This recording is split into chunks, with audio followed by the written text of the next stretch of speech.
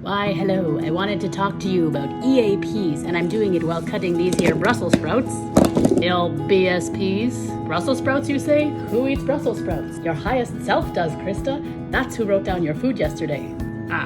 So she's not the person that wants to eat squash and carrots. No, Krista, see, your higher self knew that these Brussels sprouts had to get eaten. So what better way to pass the time chopping off the little ends of the Brussels sprouts and all the little leafy bits that come off? Talking to you about EAPs. I need to find all the Brussels sprouts on my floor. Funny little story about these Brussels sprouts and my indulger. I looked at them and I was like, oh, Krista, these Brussels sprouts are bad. You should throw them out and cook the squash. You know, it turns out Brussels sprouts just aren't great. It wasn't my indulger, but we're gonna eat them anyway because I wrote them down, and they're actually not bad. They're just Brussels sprouts. But my indulger was like, those look bad because they're Brussels sprouts. All right, that's enough about Brussels sprouts. Here we go. Let's talk EAP. Here is a theory I have, and this is not something I learned from Bright Line Eating. Hopefully I don't get in trouble for saying this because it's like my own theory. You should have two kinds of EAPs.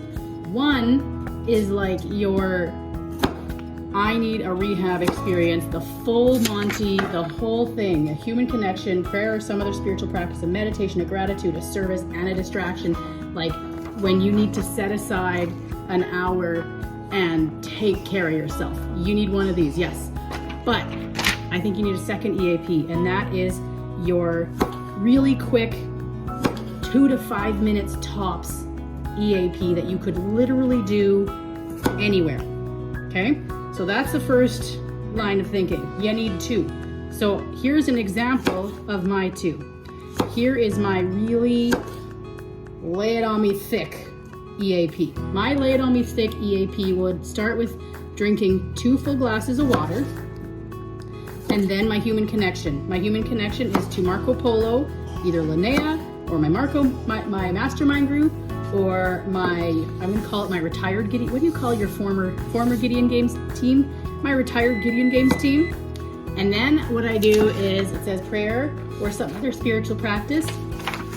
I will spend time doing prayer journaling. I will sit and I will do prayer journaling, and I will do a Monique Rhodes 10-minute mindfulness meditation with my feet up the wall.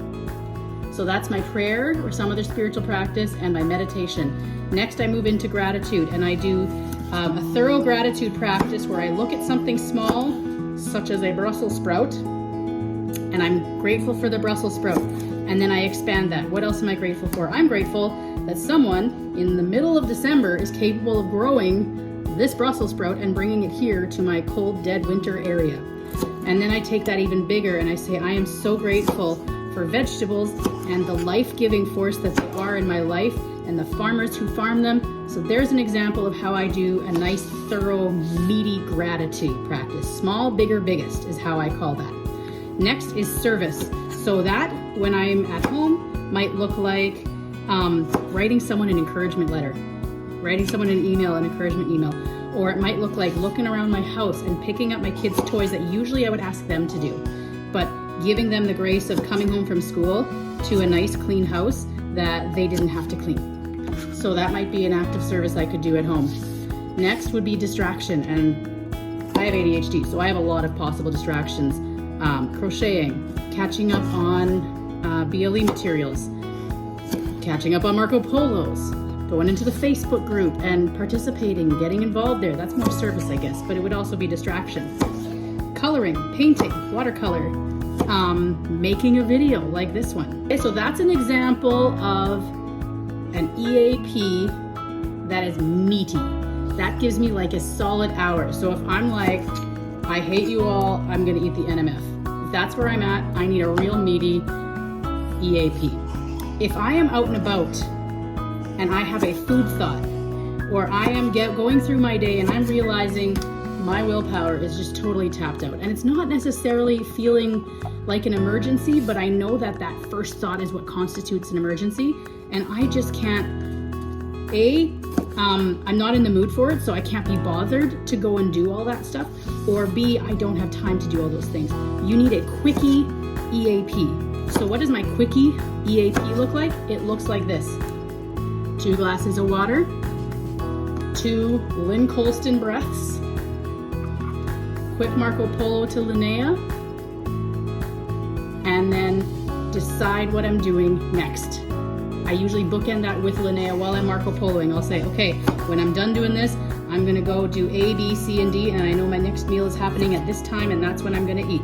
Boom. Done in under 5 minutes. Well, I guess it depends how much I ramble with Linnea. But that is an EAP you can do real quick. That is important to know over the holidays, because when you're at a gathering, you want an EAP you could almost do in its entirety without anyone even knowing while you're sitting in the restaurant at the table. You can drink 2 glasses of water. You can take meditative breaths. You can think of things to be grateful for while you're sitting there in that restaurant. You can text someone. You may not be able to phone them, but you could text someone while you're sitting at the table. You can do all of that in under 2 minutes while you're waiting for the food to arrive at a restaurant. Boom, EAP done, willpower replenished. The key is don't jump straight to distraction. Distraction is at the bottom of the list. Bottom, last thing. You know why? Because distractions don't replenish your willpower. In fact, most of our distractions cost us willpower. So you really just don't want to use those as your first resort. Chances are your willpower is already tapped out. So do the willpower replenishing things first. Here's my last thought on EAPs. There's 2 mindsets around an EAP. One is, I call it like the sick invalid mindset. Like picture the Hollywood character with the heart defect, and they've got the overbearing, overprotective parent that's like, you need to do all these good things for yourself because you have a fragile heart. And the person's like, I don't want to do any of those things. That's mindset 1, is that you're this poor, sad addict and you have to do these things, should, and you start shoulding all over yourself. It's an emergency shoulding plan, not an emergency action plan. So don't do that. The second way of looking at it is indulgent. And what that means is you don't want things on there that you should do, you want things on there that you get to do. Often in the evening, when my willpower is tapped out, what I do is I write down my food for the next day when it's time to put the kids to bed. Because you know what I'm doing? I'm getting out of a job free. Another way of making your EAP indulgent is by canceling something optional on your to-do list in order to do your EAP. It always feels good to get a task off your plate, always. So let's say you were planning to fold the laundry, food prep, listen to modules, whatever. You had like 5 things on your list of things to do. Maybe you decide, okay, I'm only gonna fold 1 load of laundry. Screw it, I'm not folding the other 4 loads, not happening. That's gonna feel real good, and instead of folding laundry, you're doing your EAP. All of a sudden, your EAP becomes indulgent.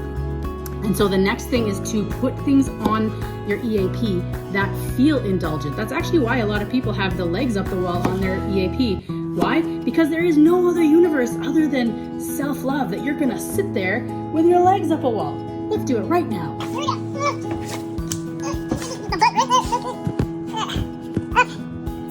We're with our legs up the wall right now. I am self-caring and it's indulgent because you know what I should be doing? I should be chopping those Brussels sprouts. But my indulger here is feeling really indulgent because she's not chopping Brussels sprouts. Feels good. Replenishes willpower. You can lay here. You can take some deep breaths. You can be grateful. You can like 3 for 1 it. That might feel indulgent to go check on your EAP while your legs are up the wall. That feels pretty good. So check on your EAP. So the moral of the story is make an EAP. Make an instant EAP, something you can do in the moment, and be realistic about what you're putting on there. If you don't like going for walks, don't put a walk on your EAP. This is not a should list. Do not put your shoulds on your EAP. I love you. Have a good holiday. Come check in. Don't forget that the unofficial BLE Zoom meetings happen all day Christmas Eve and all day Christmas Day. If you need those links, please comment. I will put it in the comments of this post in the Bright Line Eating Facebook group, not on YouTube. And you can check that out. They are fantastic. There are amazing people leading those. Every hour is a new host in those. So if you need to check in multiple times, that's fine. And wishing you all a Merry Christmas.